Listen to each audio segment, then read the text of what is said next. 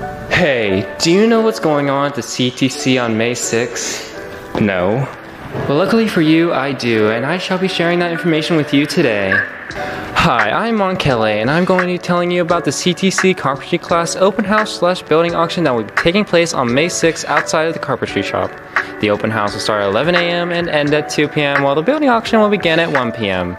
This event is being held to recover material costs purchased to the student funds within their club account. 10% of all profit made to the sale of the 4 buildings will be donated to the Fayette County Firemen's Association and a local chapter of Wounded Warriors. That won't be the only thing to go down there, for there will be a chance for all visitors to win a project made by the students, which is a transformer picnic table / benches or 20V Porter cable impact drill with charger and 2 batteries, humbly donated by Stone & Company Lumberyard. Bidders will receive 1 ticket per bid to be eligible for a chance or chances to win, and all money raised from these 2 items will be donated to Fayette Friends of Animals.